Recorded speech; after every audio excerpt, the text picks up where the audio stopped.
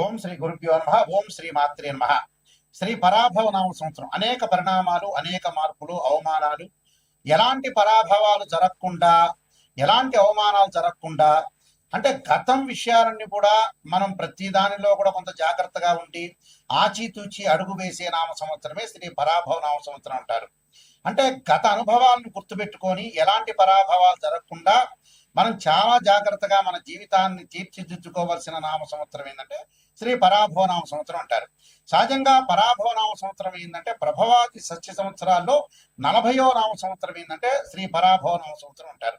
శ్రీ పరాభవ నామ సంవత్సరంలో ద్వాదశ రాశులకు ఈ విధంగా ఉన్నాయి, ఒక్కసారి మనం చూద్దాం. ముందుగా ముఖ్యంగా ద్వాదశ రాశుల గురించి ఫలితాలు మనం తెలుసుకునే ముందు ప్రధానంగా ఈ గ్రహగమన గతులు ఏ విధంగా ఉన్నాయో తెలుసుకుందాం.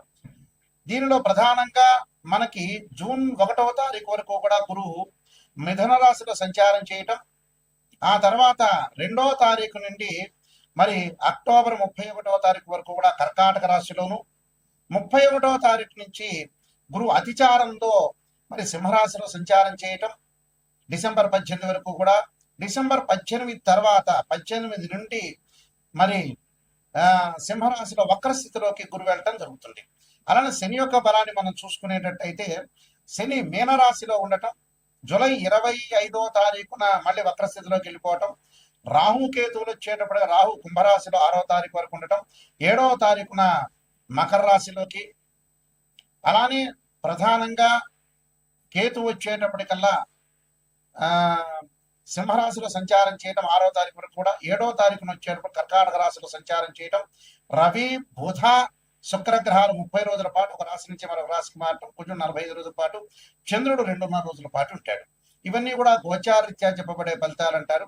గోచారీత్యా ఈ మేషాది ద్వాదశ రాశుల వాళ్ళకి ఏ విధంగా ఉందో ఒకసారి మనం తెలుసుకుందాం.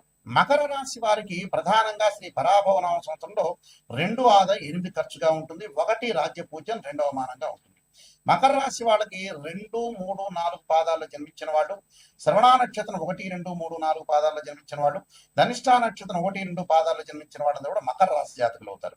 మకర రాశి వారికి ధనలాభము, ధర్మ కార్యక్రమాల్లో పాల్గొంటా, బంధుమిత్రుల తో కలవటం ఒకటి, పనుల యందు కొన్ని ఆటంకాలు, కాలయాపన, దైవ కార్యక్రమాల్లో పాల్గొనటం, అలానే వృత్తి వ్యాపారాల్లో కొంత పని భారం పెరిగే అవకాశాలు ఉంటాయి. ఆర్థిక పరంగా లాభాలు, అకాల భోజనము, శ్రమ, భోగము, కార్యసిద్ధి. విద్యార్థులకి సామాన్యమైన ఫలితాలు ఉంటాయి. సంవత్సరంలో వివాహ ప్రయత్నాలు ఫలించే అవకాశాలు ఖచ్చితంగా ఉంటాయి. ఉత్తరాషాఢ నక్షత్రం 2, 3, 4 పాదాల్లో జన్మించిన వాళ్ళకి కోపంతో కొన్ని వివాదాలు జరిగేవటం ఒకటి, తరచూ ప్రయాణాలు, విదేశాలకు వెళ్ళటం అనేది అనుకూలించడం, కుటుంబంలో శుభకార్య సిద్ధి, నూతన కార్యసిద్ధి. అలానే తప్పకుండా వీళ్ళు గణపతి రుద్రహోమం చేసుకోవటం, వృద్ధులకి సేవ, ఆలయంలో నైవేద్యము, ద్రవ్యం సమర్పణ, అంటే ఆలయంలో ఏదైతే మనం పూజ చేస్తాం అగరబత్తులు, కర్పూరం ఇలాంటివన్నీ కూడా సమర్పించడం, పూలు పండ్లు అక్కడ ఉండే అర్చకులకు ఇవ్వటం చాలా మంచిది. గణపతి పంచరత్న స్తోత్ర పాలనం చేయాలి. అలానే శ్రవణ నక్షత్రంలో జన్మించిన వాళ్ళకి గృహంలో మార్పులు, కుటుంబంలో వ్యక్తుల యొక్క సహకారం, బంధుమిత్రుల యొక్క కలయిక, నిర్మాణ ప్రయత్నాలు, వస్తువాహనాలు కొనుగోలు చేసే అవకాశాలు ఖచ్చితంగా ఉంటాయి.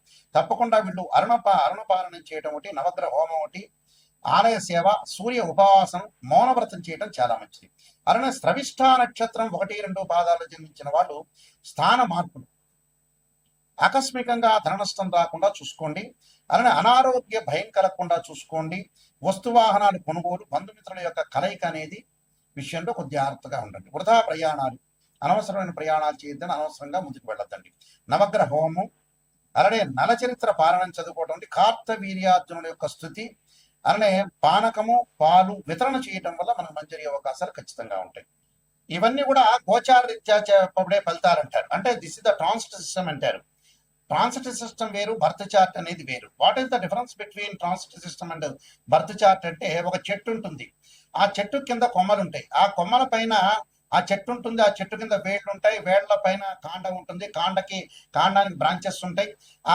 ఎప్పుడైతే కొమ్మలకి ఆకులు ఉంటాయి, ఆకులు సహజంగా ఎప్పుడు వస్తుంది అంటే మనకు సహజంగా రైన్ సీజన్ లో వస్తాయి, వింటర్ సీజన్ లో అలానే ఉంటాయి, అలానే సమ్మర్ సీజన్ లో రాలిపోతుంటాయి. ఆ రాలిపోయే ఆకులే గోచారం అంటారు. అంటే గ్రహాలు ఒక రాశి నుంచి మరొక రాశికి కొంతకాలం పడుతూ ఉంటుంది. అంటే రాహుకేతులు 18 నెలలు, అలానే గురువు సంవత్సర కాలం, శని 2.5 సంవత్సరాలు, అలానే రవి బుధ శుక్రగ్రహాలు 30 రోజుల పాటు ఒక రాశి నుంచి మరొక రాశికి మారుతాడు. కుజుడు 45 రోజుల పాటు ఉంటాడు. చంద్రుడు 2.5 రోజుల పాటు ఉంటాడు. ఇది గోచారం అంటారు. అదే బర్త్ చార్ట్ అంటే ఏమిటి అని అంటే, మనం పుట్టినప్పుడు మన date of birth, time, place of birth తీసుకుని జన్మ లగ్నం నుంచి ధనుభావము, అలానే ద్వితీయ భావము, తృతీయ సోదర భావము, సుఖభావము, అలానే సంతాన భావము, షష్టమ భావం అంటే రోగము, రుణానికి సంబంధించిన భావం అంటారు.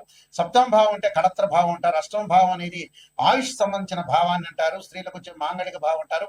అలానే భాగ్య భావం, నవమ స్థానానికి సంబంధించిన భాగ్య భావం అంటారు. అలానే దశమానికి సంబంధించిన వృత్తి స్థానానికి సంబంధించిన భావం అంటారు. అలానే లాభభావం, లాభస్థానంలో ఎలాంటి గ్రహాలు ఉన్నాయో మనం చూసుకుంటాం. అలానే వ్యయ స్థానానికి సంబంధించిన వ్యయ భావం అంటారు. అంటే ప్రేమ, అలానే ఖర్చులు, ఇలాంటి భావాన్ని ద్వాదశ భావం అంటే వ్యయ భావం అంటారు. అలానే ఏదైతే ఒక్కొక్క భావానికి, ఒక్కొక్క రాష్ట్రానికి ఒక్కొక్క భావాధిపతి ఉంటారు. ఉదాహరణకి ధనుభావానికి రవిని, ద్వితీయ భావానికి గురువని, తృతీయ భావానికి సోదర భావని, చతుర్థ భావానికి చంద్రుడని, పంచమ భావానికి గురువని, షష్టమ భావానికి కుజుడని, సప్తమ భావానికి మరి శుక్రుడని, ఇలాంటి భావాలు చూసుకుంటాం మనం. అలానే ఆయుష్ భావానికి శని అని. అంటే ప్రతి భావానికి కూడా భావాధిపతులు ఎవరు అని సహజంగా మనం చూసుకుంటాం. ఆ భావాధిపతులను అనుసరించి రాశిచక్రము, నవాంశము, అలానే దశమాంశము, సప్తమాంశము, త్రింశాంశము, హోరా ద్రేకాణం సంబంధించిన డివిజన్ రూల్స్ చార్ట్స్ కూడా ఉంటాయి. అంటే D16 చార్ట్స్ అంటారు.